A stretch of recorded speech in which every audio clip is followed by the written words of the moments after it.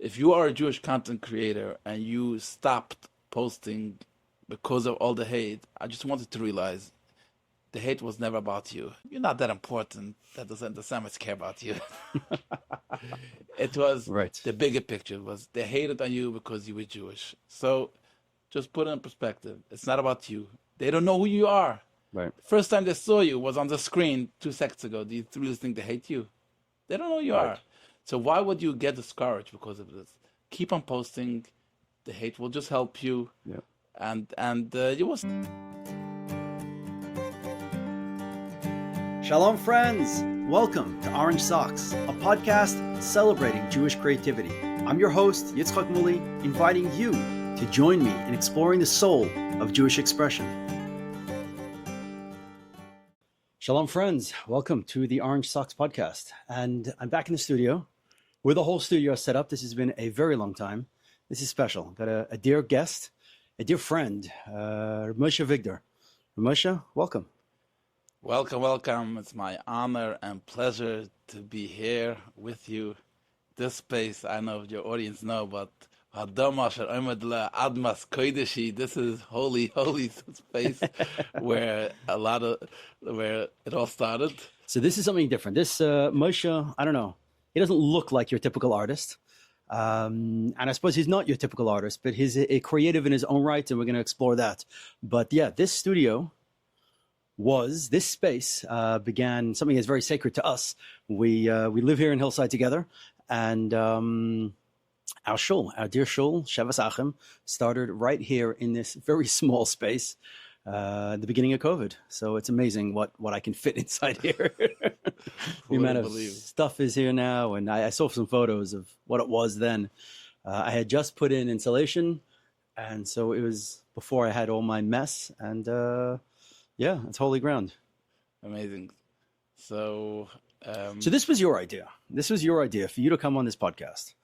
And so for those who don't know, Moshe, well, you introduce yourself. Introduce yourself, and then we'll go from there. Okay.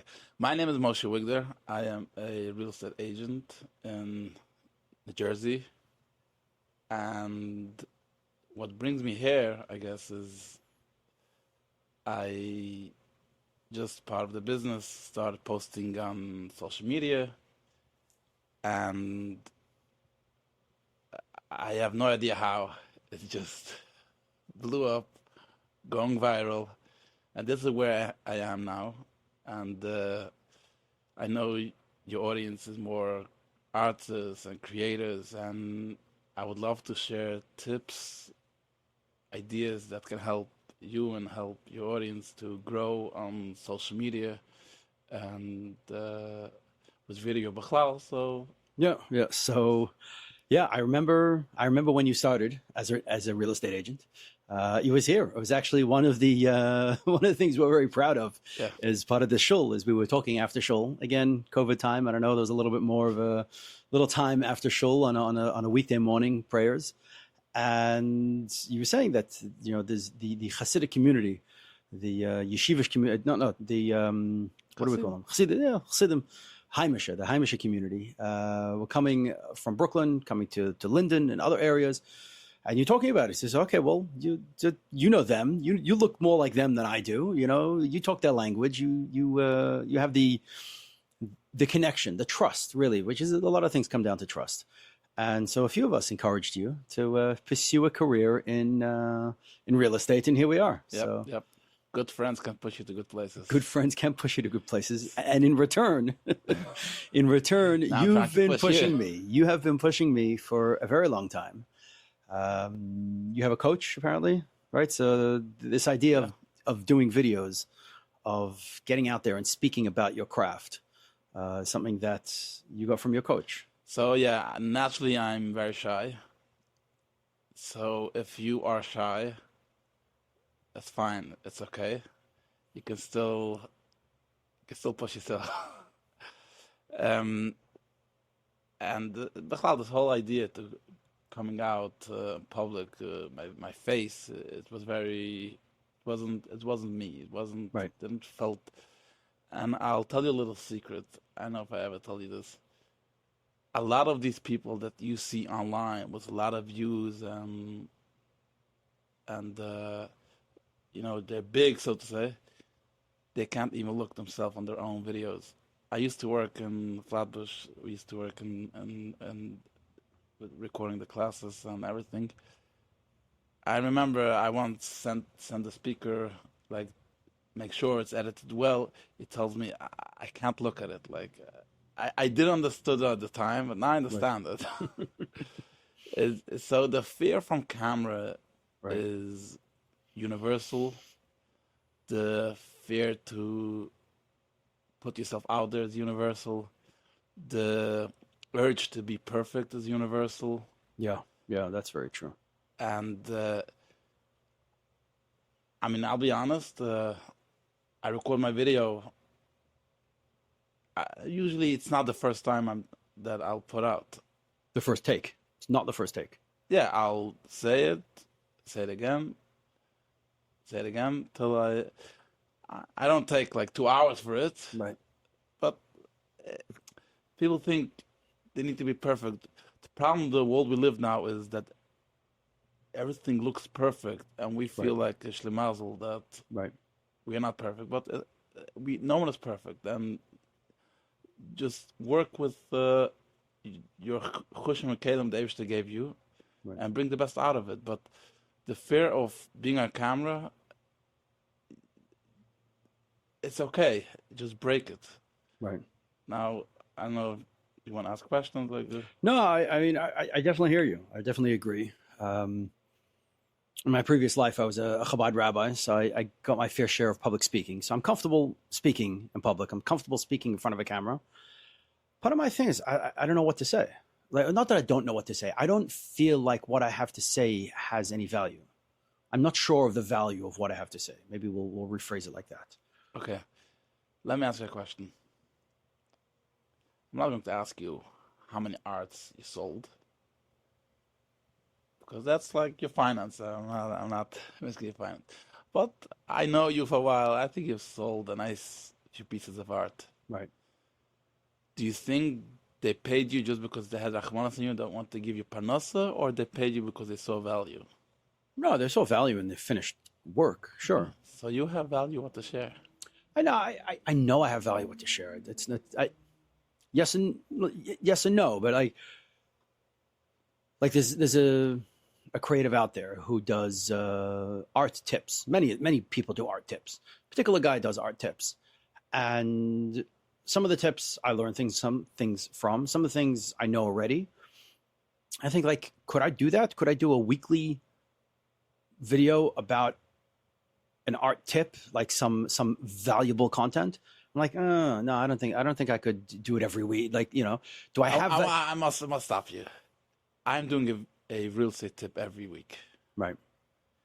A lot of the times, I only had it once where I made a video and then I was like, I'm not saying anything. It's nonsense. It's like, in Yiddish they say "Mul und Wasser." It's grinding water. Right. When you say nothing. Right. But I had so many times where I thought, everyone knows this is nothing. And those videos perform so well. You don't understand. You know things that I don't know. If I will start taking a paintbrush, it'll be like modern art. Maybe you should try that also. It will be possible. You have something that you can teach me. And no offense, it's not my interest. Art, your area of expertise, sure. Not just an area of expertise, that's my interest. But there are people out there that will connect to you. If you teach every week one piece of advice, which type of canvas to take, the silk, which like, I believe you did experiment with certain things. You know what's working, you know what's not working. Which paint, which company, how to blend them, which color goes together with which color. Right. There's a lot of knowledge that you have that you can share with people, and it will be valuable to people. And this is besides sharing your actual art. That Right. I mean, people prove it to you by paying you the money, Right. so your art has value. If you could take, let's say, this beautiful menorah, if you can make one video, just explain how did you got to this design, is this something personal to you, is there a story behind? Maybe there is not. I'm just Right. opening up, you know, as far as the little I know in the art world, every piece of art has a story behind, and Yeah. every piece of art is trying to send you a message and trying to tell you something. So why not make a video? Don't give long speeches. And this is me personally, how I Right. feel things should be short, Right. but you definitely have a lot of value to share, and you should.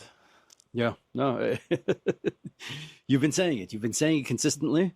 You've been saying it when you first started, when you had a few followers, and now I mean, just for the record, just I mean, I didn't say to the listeners, but how many followers are you up to now on Instagram? So by now there's 250,000. 250,000 followers, and I started with 0. And you started with, like everyone else, you started with 0. But then that's one side. One side is wait, Yitzchok, I remember you making fun of me of just doing these selfie videos. And like, what are you doing? Because as an artist, you don't see the beauty in it. And I get it. Right. So there's another point. Right. Because as Production an artist, quality. You want perfectionism. You want something creative out of the world. And not always that's what you need. No, this is for sure. Listen, as far as podcasts go, I mean, this is like pulling out all the stops as far as my setup. I got my mics, I got my the stand. I have a studio light. I'm in my own space. I can control the environment. But often I'll just take the camera and the lapel mics, and that's it. Especially when I go on the road. So I definitely appreciate the idea of keeping the production value down, in order that you can replicate it. Because if we overestimate what we can do in a day, we underestimate what we can do consistently, in a month, right, so to speak. And this is another point, consistently, because a lot of people, they're trying to start social media, and you start, you have New Year resolutions or whatever it is. You start posting every day, every whatever. Right. And you don't see the results because it doesn't happen right away. For me also, it didn't happen right away. Right. It took time till it kicked in. But what happens is you post and then you get disappointed and you stop, you drop out. Then half a year later, you restart. Consistently means consistently posting. You see 10 views, you get happy, great. Next video, you post, you see 100 views, you're happy, great. But you don't give up. Just on and on and on until Hashem helps. And right. Yeah. I watch your videos and with your production quality, and there's something sweet about it, innocent about it, perhaps. It's you standing on the side of your house. I know exactly where it is. Talking, do you have a tripod, or you just hold your phone? No, just you're holding your phone. Selfie mode, holding your phone. Don't forget, when I started, I had no clue where this is going. Right. So I didn't felt like it's worth investing. Right. Because for just 2 views, right, I didn't really thought it will really be something. And in my head, I have the same negative thoughts, like, who are you, like, who do you think you are, like. So I didn't really thought this would go anywhere, so I didn't really invest in production. But later people are telling me they connect to the video because it's simple, it's very down, it's not fancy, like the simplicity, all of a sudden that became a thing. Yeah. So by now, I had a time where when I started going viral, I was thinking, you know what, maybe now it's time to invest in better production. But I feel like, no, this is working and this is what people connect to, then stick with what's working. This Yeah, is yeah, I completely agree. I completely agree. I did make fun of it in the beginning. I'll make fun, in good spirit, like friends. like friends. Yeah, it's touched a nerve out there. It's gotten a response, and as you said, yeah, maybe I'm overthinking it. Like some of the things that you're saying are pretty straightforward. And you wonder, there's so many people doing what you're doing, and so many people doing what I'm doing, and so many people like, do I really have a unique angle in my artwork? I believe a good amount of my work is unique. I do have If it wouldn't, you wouldn't be in business. Right. And yet somehow when it gets in front of the camera, I think, what do I have that's yeah. Because I just want to jump on what you said, getting from the camera. What you want to record shouldn't be right. Like, I prepare my things ahead of time. I already have recorded for the next 2-3 weeks. I usually record. So this is how I do it. I do once a week a video. Right. And so when I started, I recorded on Monday, put it out. But I realized that I need to be ahead. Just if things happen, sometimes there's a busy day and you want to stay consistent. So I record beforehand. Right. Now, even recording beforehand, the ideas, it's not like, sometimes it happens. It's let's say Monday you want to record, and I'm like, what am I saying? What am I saying? What am I saying? It happens. Right. But most of the times is throughout work, things come up, real life scenarios. Right. I'm writing it down. This idea. I wanna say this idea. So you come prepared. So during your artwork in the studio, you're dealing with people. People mention things. Remember, write it down. Right. Keep a list of things worth talking about. Because there's writer's blackout, right? Usually when it comes to the moment you need to record, you're getting like blacked out. Right. You wanna be prepared and know what you're going to say beforehand when you're not stressful that you need to record. It's just how the brain works. A lot of times in the morning, as I wake up in the morning, go to mikveh, that's where the ideas pop in. Quite literally, huh? That's the classic. But yeah, I suppose it's true. The worst when it happens on Shabbos, that's like... Oh, when you have ideas on Shabbos. That's the worst. You get the best ideas. The best ideas come on Shabbos. Absolutely. Yeah, consistency. Consistency is key. And I want to add, Baruch Hashem, we live in a generation where we have tools. There is AI. Like, just, you can brainstorm together with AI to... Right. I'm not saying repeat AI. That's right. People will realize that. But AI can help you bring the best out of you. Right. So if you're trying to get an idea, if you're trying to formalize, I'm saying right? Yeah. Like you have an idea in your head and you're not sure how to say it, you can have a conversation with AI, if we can call it a conversation. Yeah, it is a conversation. I mean, the tools now, it's a verbal conversation. You can have it. You can talk. You can talk. Yeah. I do have a block with this talking to AI. I find it so bizarre. It's weird. It is weird. It really is weird. This is my opinion, and it might be that I will be proven wrong. I'm not an economist. I do have a feeling. I'm not old enough, but I remember when the internet started. Not started, but and the I think the 90s. Early 90s. That's when the store starting having. So remember passing. You used to pass by a store and they had, find us on the internet, www. Right. Yeah. and then everyone thought the internet that's going to take over everything, and like that was a dot-com bubble, right? Right. You thought if you have a dot-com, your value is who knows what, and then everything was a crash, right? Right. I think we are now in this phase where everyone thinks AI is going to be the takeover of everything. This is my personal beliefs, and you can disagree. But I do think there's a big hype around AI. Eventually, so now looking back, the internet has changed the world, right? Well, that's the thing. You're right. I agree that we're at that step in the phase. But think about, what business do you know of that doesn't use the internet at all? Either in marketing and sales, or even on the back end. No one lives without the internet. Right. So everyone's using the internet. Electricity.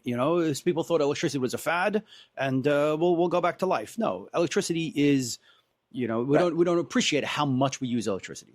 The internet, we don't appreciate how much we use the internet for things. But at the same time, just thinking that you can just put up a website and say, cameras.com or art.com, and therefore you're made because you're on the internet. It's a tool. It's a tool like everything else. Yeah. So I think AI eventually will become like this. In other words, people will learn how to use it to be productive. Right. But I don't think it. Again, this is coming from me. I'm not in the tech world, so I might be wrong. Maybe there will be certain jobs that will be replaced. Right. I mean, we have stores, big stores that closed down because of the internet. So I'm not saying that the internet didn't have a real effect on life. It had an effect. But I don't think it's the same effect that when the whole bubble was, that it is. So I think we are now in this phase where AI is like this magic word. If you use AI a lot so far, sometimes it gets so frustrating. They don't get you. They don't understand what you want. Maybe AI will be once in a place where they will get you better than you get yourself. Maybe. Right. But as of now, I still AI is not everything. No, AI is not everything. It's a great tool. I think also because we are so nuanced at being a frum Jew, with Chassidish frum Jew, there's so many nuances, there's so many little subtleties that we have to our lives that AI doesn't know. AI is a mainstream product. For mainstream, large language models, it takes in. So for it to really understand the nuance of who we are, I believe it's also in the general public. Like there's life experiences that you need to experience life to. Right. AI is only, they take all information and they make calculations, but it's not a living thing. No, the other thing about AI is that it becomes supply and demand, but what's the word I'm looking for? Is there's so much, when there's so much fake, we'll call it AI created slop. All of a sudden, real value will right. Then things made by hand become extra valuable. Exactly. Absolutely. Right. So I'm really not using AI all that much. I probably should use it more, as you're saying, for brainstorming, for ideas. For the one thing I use it for is creating the description of this podcast. Yeah. My hardest thing is now sitting down to type out a description of this conversation, and to me it's so hard. So I take the transcript, I create it in whatever program, I take the transcript and I feed it in. It gives me I edit it a little bit. But yeah, it's a valuable tool. It definitely is a valuable tool. Yeah. So what percent of your energy, your professional energy, goes towards your social media presence, and what percent goes towards, we'll call it, actual work, or actually dealing with clients and following up and so on? This is interesting because I never looked myself as an influencer. Right. I'm a real estate agent and I'm trying to sell houses, right? Yeah. Trying to help people buy, help people sell. This is what I'm trying to do all day. Right. And I mean, the phone calls I'm getting, people want to sell, people want to buy. This is what I'm dealing with. Ask my kids in the car. They know there's one rule. You can listen, you cannot ask. Whatever you hear me speak on the phone, that Tati, who was that guy? Who's that? What happened to them? You can listen, whatever you hear, but you cannot ask. It's like a story of the Baal Shem Tov. Yeah. So they're privy to some interesting conversations. Sometimes, yeah. Yeah. I remember once, I hope they're not listening, a client one Friday morning, the whole way from here to school was just them on the phone yelling. I couldn't even stop, just it was so loud that everyone heard them yell. It's on speakerphone? No, I usually it's in your ear. Okay, fine. But still, that they could hear. But again, so most of my time goes on. I think it is a problem because I am now in this position where I should be an influencer. Right. Like I should do certain things that Baruch Hashem I have is under my hand. I do feel when I speak, I can speak to so many people at once instead of picking up a phone call and calling all these people. I say something, and all of a sudden I'm getting a message. I want to buy. I want this. So it's like combining the social media with the real estate. I want to say something, just a tip. Maybe this is simple things and you probably know it. Every deal you did started with a phone call. Conversation. Okay. The question is, how do you start the conversation? Right. It can be, as a realtor, it could be door knocking. For you, it will be cold calling. Sometimes it's not so cold calling. Sometimes it's you have a relation in the past. So everything starts a conversation. So if you remember this, now keep in mind, how do I create more conversations? So social media can be a big part of it. Right. How? Post what you're doing, something excited, what you want to do, what you did. And I believe when you put something on status on Instagram, people will respond to you, right? A little bit. Am I the only one who responds to you? You're you're a friend. You're a friend and you're a supportive friend. And yes, you do give me your thumbs up and your responses, probably more than most, I would say, yes. I do get others. People respond. People respond. So, and then there's things that you put things out there. Also, some things I imagine, this is good. Not that I want I'm measuring by this one, but it's like, this is response worthy. And you expect a response, and then other things where like whatever, stop, and then they get a much bigger response. Yeah. You never know. You never know. Sometimes you underestimate how good you are. Right. So what I'm saying is, the more you post on social media, the more opportunities you have to start conversations. And remember, conversations brings to deals, because no deal starts without a conversation. Right. Yeah, that's for sure true. Not cold calling. You're talking about cold calling, but I offer different things. I mean, in my mind, a bunch of things going on at once. But that's what I think. A bunch of things going on at once. I have this. Like, what would any particular person be interested in? And if I cold call, do I push this? Do I push that? Do I push that? Do I offer this? Do I offer that? And then, as you said, I could go through my whole Rolodex, whatever that is, all of my list of potential clients, so people that I've interacted with before, whatever it is, and everyone's like yes, but not now. I get a lot of that, yes, but not now, and then you'll get this random phone call, from someone that. So where does that come from? Maybe that did come from social media. So maybe just putting out content on social media, just putting yourself out there, reminds people that you exist. Let me tell you something. If you don't put yourself out there, tomorrow you are gone. No one knows who you are. Right. You need to be constantly in the face. You want people to remember your name? just remind them, my name is Yitzchok Moully. Otherwise, right. no one remembers who you are. Yeah. People, we live in such a world where people come and go. Like the news goes. The last 24 hours, like Venezuela, everyone forgot already that the Venezuelan president is now in the USA. Right. Now is the news in Iran. There's protests. There's a ship that got taken over by America. It goes so fast. Like if you are not constantly in the face, no. And you think posting once a week is enough? So I post almost every day. Video once a week.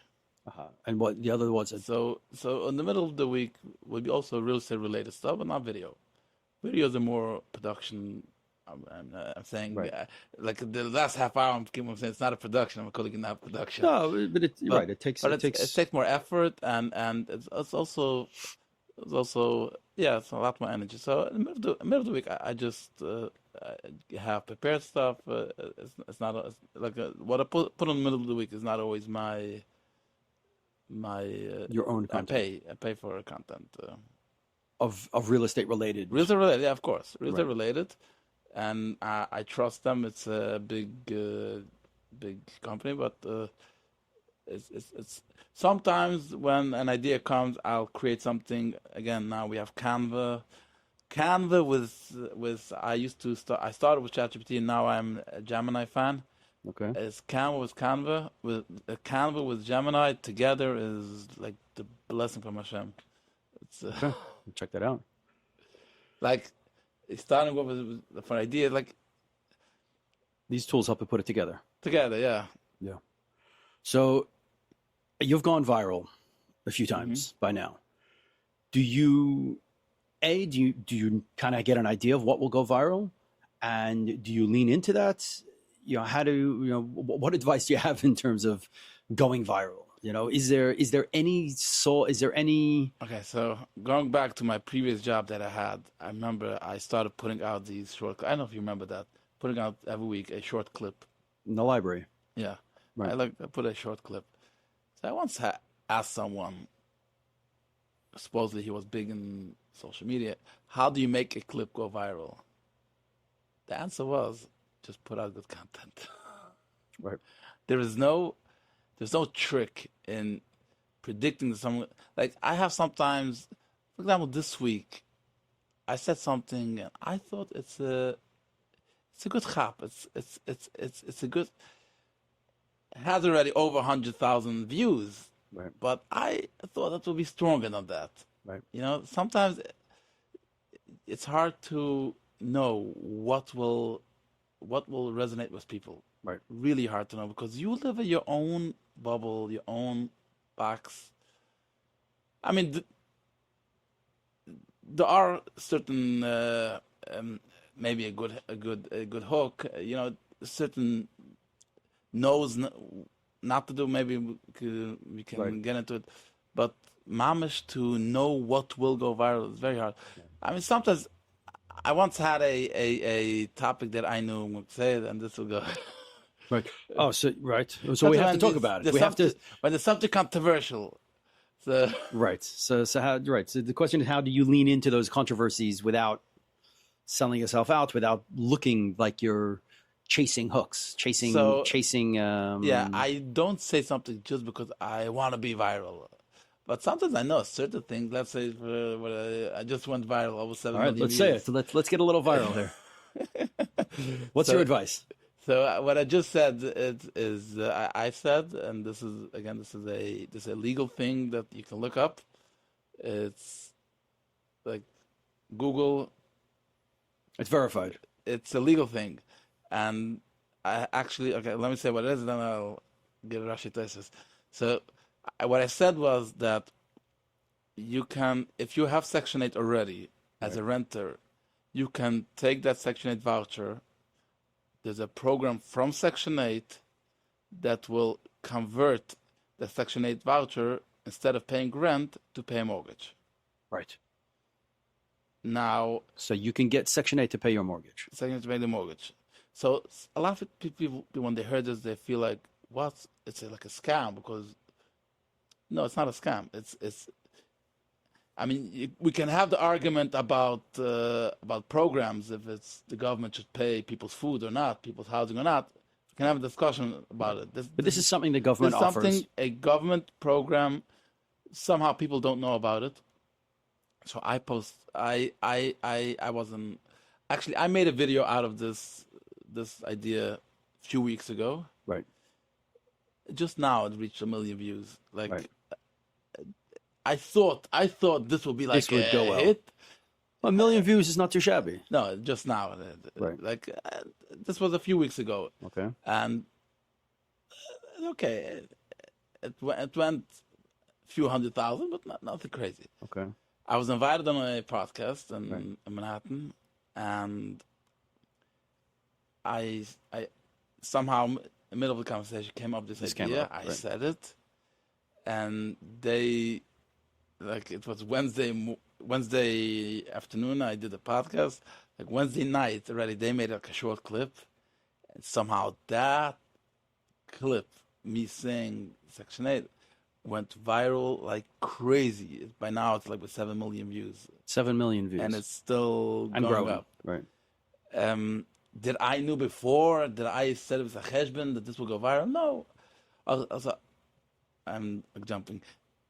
I want to say, so I started saying this now. Of course, there's a lot of hate. And then there are Yidden accusing me for causing hate, for saying something that's illegal, not a loophole. Right. It's a regular program. It's like me saying, if you don't know what to eat, go to food stamps for SNAP benefits. Right. And you hate me for saying it. Right. Mamash like this. Right. But so we had this type, and then we had I had a woman commenting that she actually worked for Section 8, and it's a true program. She had people helping. Right. So going back, when I did it the first time, again, people started to reach out, and I don't work for Section 8, so I have no idea. So I put on my stories that anyone has any insight to reach out to me. I want to bring them out. No one reached out. Right. So, but now she said she worked for Section 8. So I reached out to her, and she said we can do like something. So we'll see. Maybe we'll bring her around. She will answer the questions. But going back to the question, you don't know. It's hard to know what will go viral. Like everyone wants to make it. Right. As I said, don't try to make it. Just be consistent. Don't give up. Right. Share value. Another idea. This is me personally. Don't start with the whole drasha. I'm late today. I am not in a good mood, but I will do it. I promised. If you notice my videos, right, straight to the point. Right. 30 seconds, 40 seconds. That's it. Right. Like there's no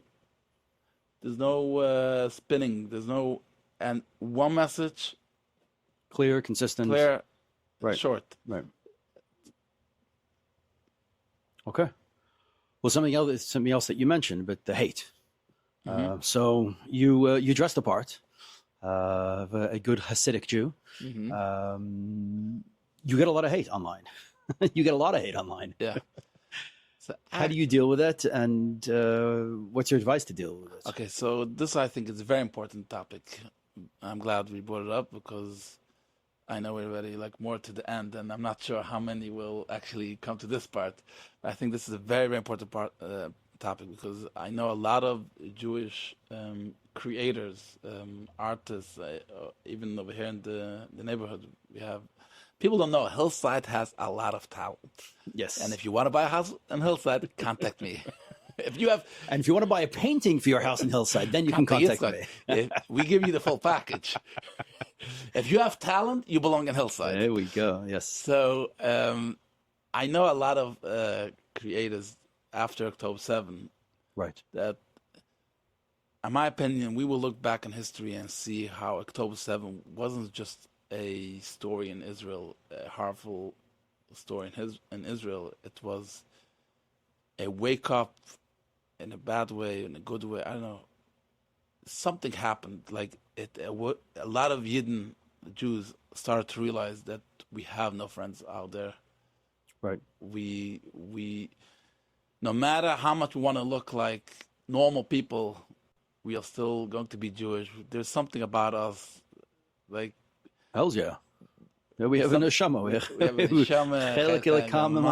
There's something the peace of God that they feel and they just can't stand. There is like, you can go spiritually. There's something Am Yisrael, the Shivim Imois. There's something cooking that we are part of it and we don't even know we are part of it. I'm not the biggest. It's just what you feel. You can feel it. You can see it. So going back, since October 7th, a lot of Jewish. I remember seeing. I don't know if I should mention a name. Maybe not. You don't have to mention names. A big Jewish Gevir that posts a lot. You probably know who I talk about. Chabad guy, nice guy. He posts a lot about business.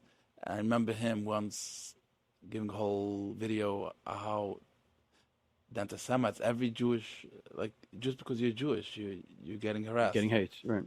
So I don't know if I finished the thought. When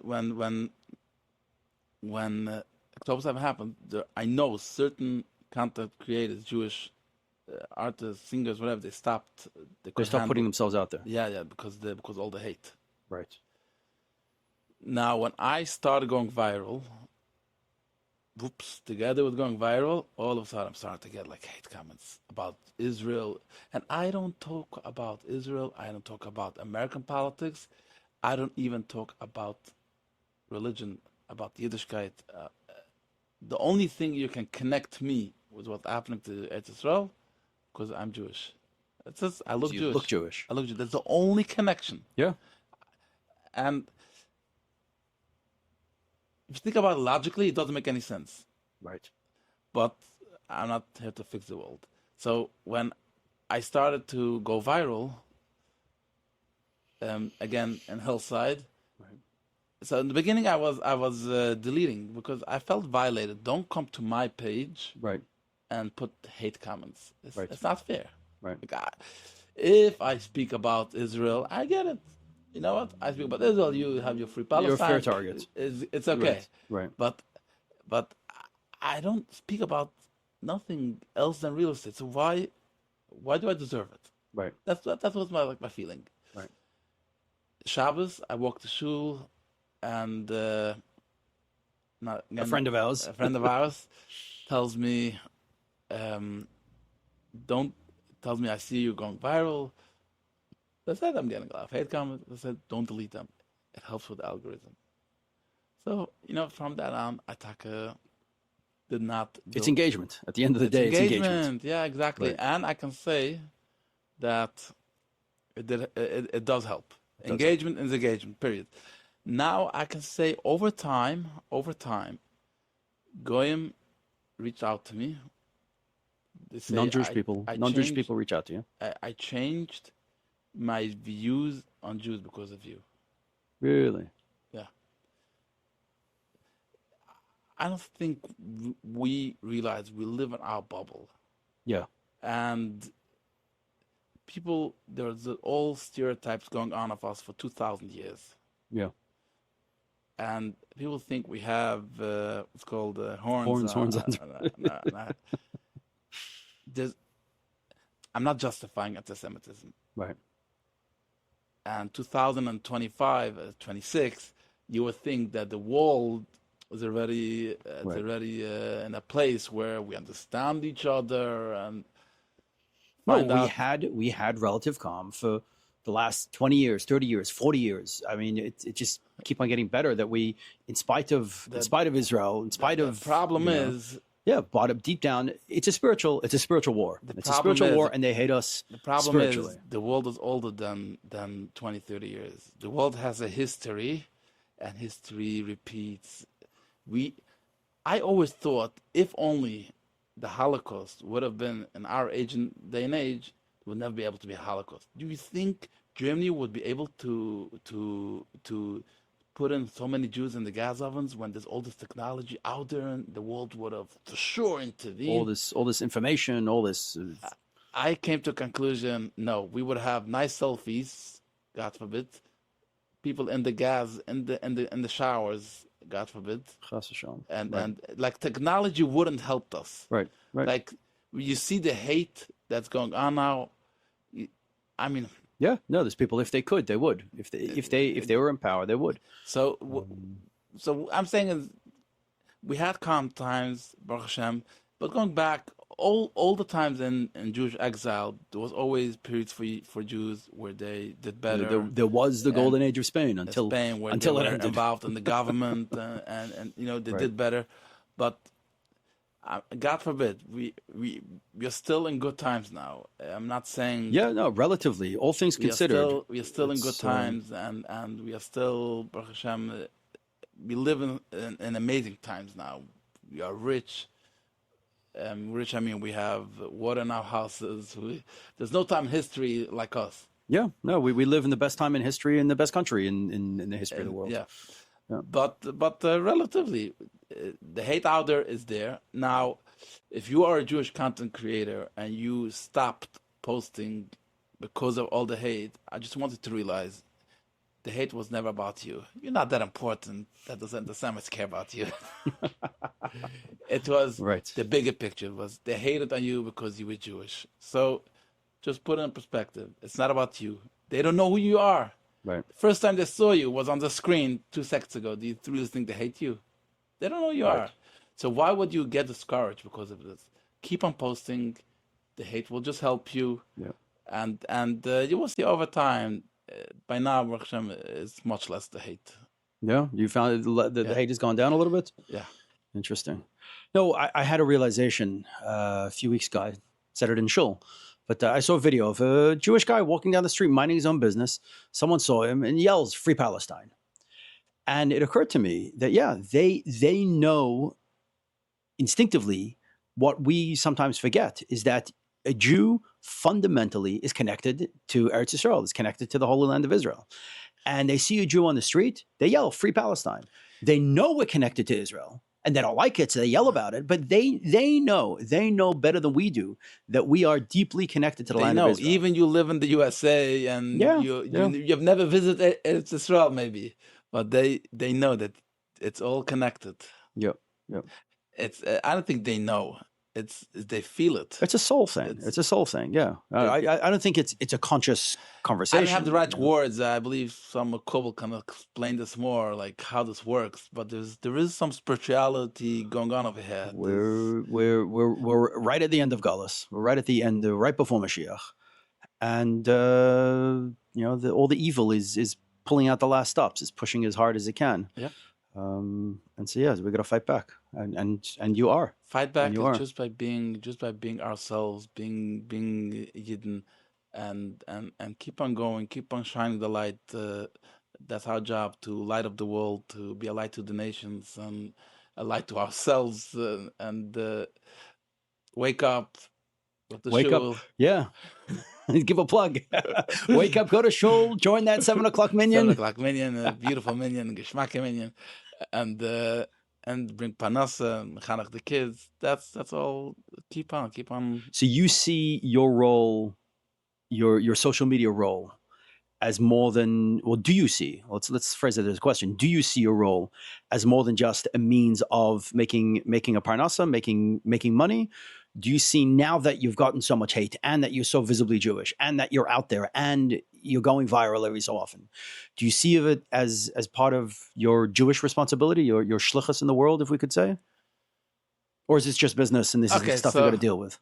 If I'm a real chassid and Jew, I should have looked at it this way, because everything a Jew does is for a purpose to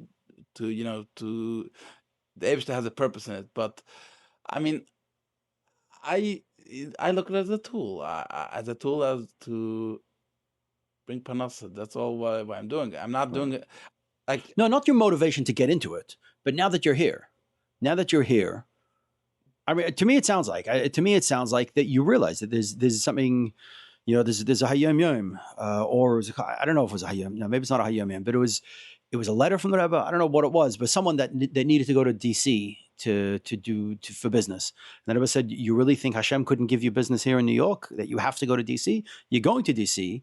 Because Hashem wants you to be there and wants you to be in that environment, and you have a purpose, something to do there. I mean, So it's the definitely fact true. It's definitely true. I had once someone sent me a picture. He said he haven't put on film for a long time. Somehow he got inspired by my videos. I had so many people reaching out to me because of you. I'm proud to be Jewish. Okay, so there's your answer. So there's your answer. And maybe I should look at it as a shlichus kodesh, but it's every year that goes to Parnassa. He thinks it goes to Parnassa, and there's other kavanas over there. Right. Yeah. We all have. I mean, that's my line. It's my. Those are my talking points. That we each have a unique gift, and we got to share it. And the gift is that you get to talk about real estate, and you get to touch a lot of people, and they get to see a frum Jew who's consistent, who's showing up on time, who's selling how that. I mean, I had when I started, I thought it's like people making fun of me, but I started getting so many messages from the whole world, people telling me, "We bought a house because of your videos. My father bought a house because of your videos." Like, not one or two. Right. Hundreds of messages. Wow. "We bought a house because of you. Thank you." That's incredible. That's really incredible. I didn't know that. Yeah. That's really incredible. So you are having an impact. a beautiful impact. Trying. All right, Moshe, this is awesome. So generally I close with two closing questions. We'll try you, and you'll let me know how you go with this. But the first question: who are 3 creatives you think the audience should know?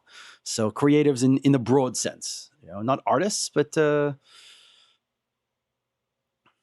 if it's just one and it's just me, that's okay also. If art isn't your thing, but in your previous life from Brooklyn, you knew a few creatives, I think,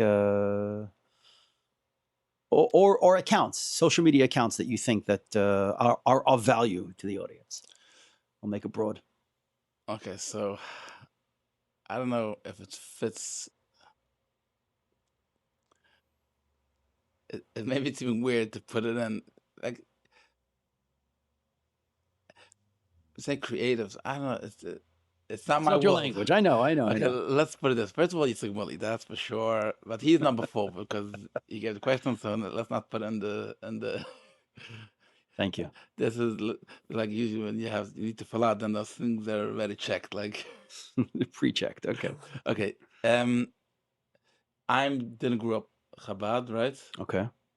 And Hashem has his ways, and I would say the insights of the Lubavitcher Rebbe is something that had kept me strong in a lot of certain situations. And I'll give you a little secret. This is just exclusive for your audience. For the 2 of us in the world, yes. A lot of my ideas come from the Rebbe. Now, the Rebbe never spoke about real estate houses. Right. Peel apart the layers, you will see there is our friend. We have a friend, Simcha Weinstein. Yes. I shouldn't mention my name. No, I thought that'd be one of the people you'd mention now. Okay, no, let's put him in. So he made a book about how all the superhero, all these Jewish superheroes or something like that. So all these originally are coming from the Torah, right? Right. The ideas. Right. They had a whole book about. So, I mean, first of all, a lot of my videos are to explain people it's not hard to buy a house. Right. What is Tanya based on? Yeah. Yeah.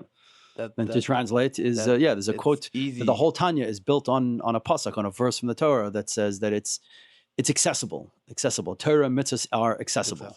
Now, I'm not speaking about Torah mitzvahs, but you can argue that the Jewish home is where Torah mitzvahs happens, and even if you buy it for Parnassa, right, that's also to help you. Yeah. So and then there's certain the Rebbe was a big fan of buying, right, and a lot of me, what I'm pushing people to buy, is based on that. Right. Although I just saw a letter from the Rebbe, it's like circumstance. It depends. It's Right. not always. It's not like a general. You need to buy. You need to buy. Like circumstance also. But anyway, okay. So I know again the Rebbe fits in three It works. creatives. It Like works. It works. It works. It works. I wouldn't put him. Right. I wouldn't pigeonhole the Rebbe as a creative, but yes, the Rebbe was extremely creative. Again, you ask me, and I don't follow any artists, so who knows what. And so I asked me for three people. No, that's it. The Rebbe alone is the Rebbe stands in his own world. So okay, that's good. The last question, we'll save you. The last question is, what's your advice? And the whole thing has been advice, but what's your advice for young creatives, specifically for them to find their orange socks, for them to find their creativity, perhaps for them to find their voice? My opinion, because I'm not an artist, but I think instead of trying to, so here's the thing, you need to see what others are doing to get ideas, but don't try to just imitate, copy other people, because we don't need in this world two of the same. Yep. If you have I'd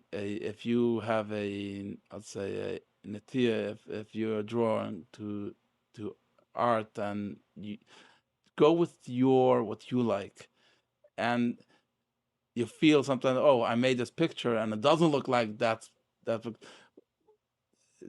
No, that's your beauty, that it doesn't look like, because if it would have looked like that picture, Right. then we don't need you. Right. You know, if everyone would create, what's this famous art, this Mama Lisa, what's it called? Mona Lisa. Mona Lisa. If everyone would just create that, we don't need artists anymore. Like, we need everyone with their uniqueness, with their own. Yes, you see an artist. You see Yitzchok Moully makes a nice painting. You look at it and you try to learn. What can you learn from it? Like, why? And try to understand the choice of colors he did, and how he, like, what the messages he's trying to bring out, and how he's trying to bring the message. You always learn. Yeah. But don't try to be a copy. Be yourself. Be yourself. Moshe, Yeshikach. Thank you. There's a lot of insight here. Thanks for hosting. I appreciate it. All right. And I hope I inspired you to start posting. Start posting. Consistency. Because the world was waiting on you. Okay. Challenge accepted.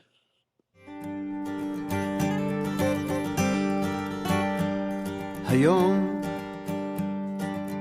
נעשה משהו בלתי נשכח